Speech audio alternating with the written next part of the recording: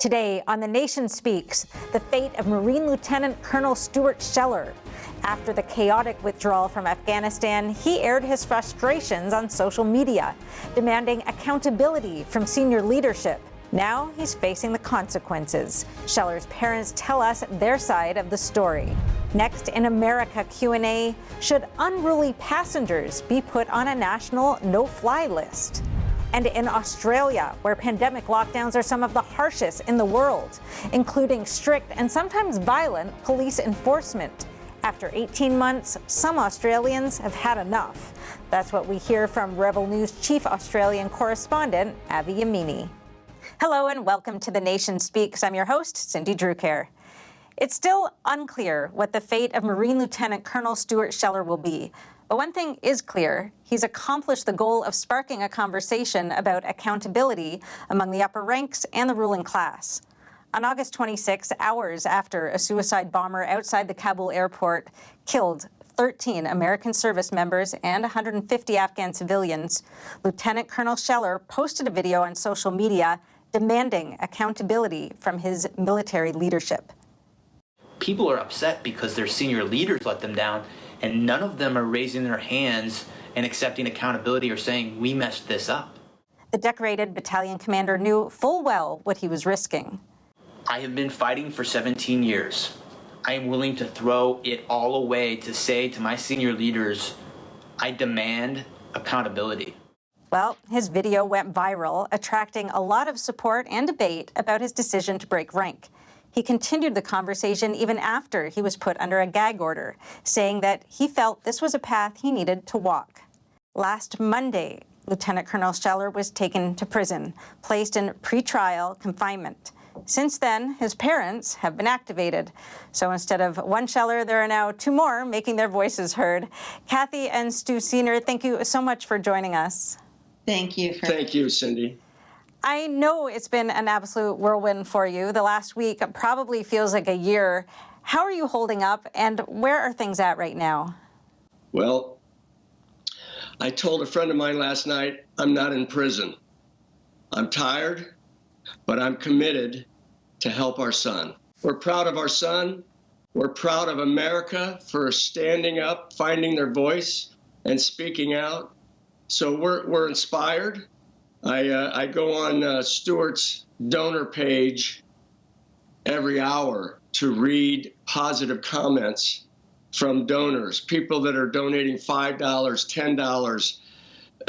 And those are hardships for people. And their words of encouragement for Lieutenant Scheller and for mom and dad are what are keeping us going.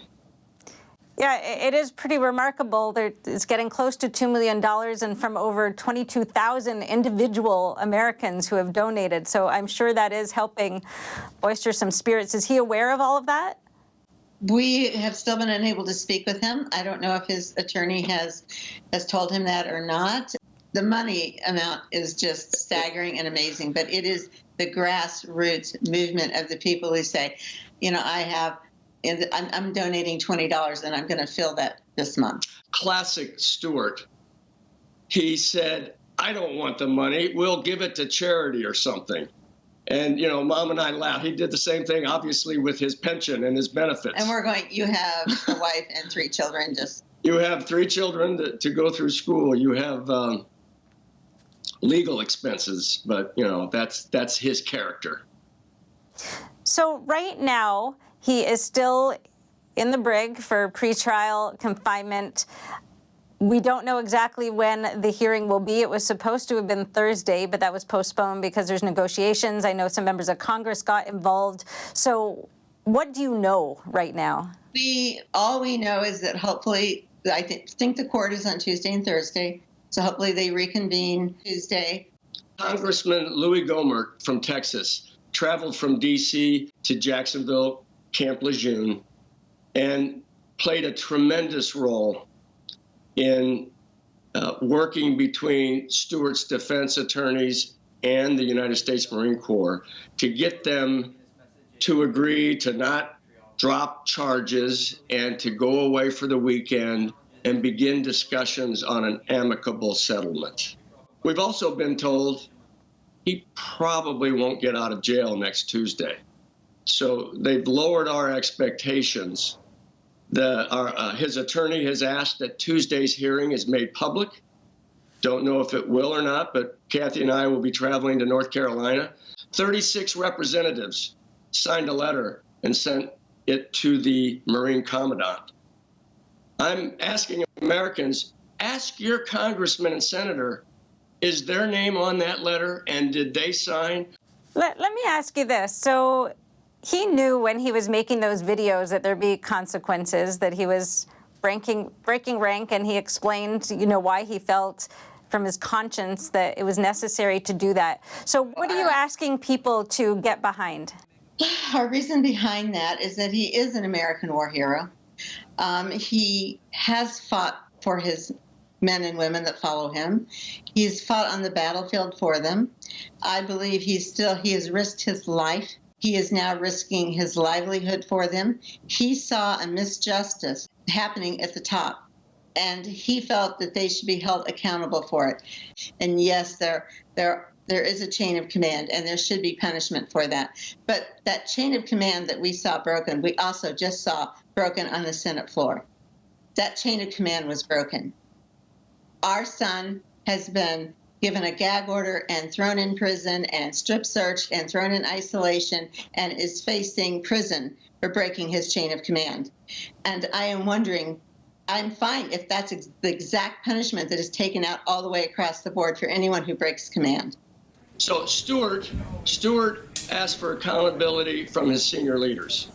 Look, we had senators and representatives for 2 days grill these senior leaders, and it's evident that they are not accepting responsibility or accountability for their failures. One of the things that struck me in his videos was this. He said, accepting accountability would do more for service members in PTSD and struggling with purpose than any other transparent piece of paper or message. It seems to me that this is really, what was behind it, what was motivating him. Absolutely, and that is my sweet spot right there, because so many of our military members, we've had over 7,000 troops die within the last 20-year war.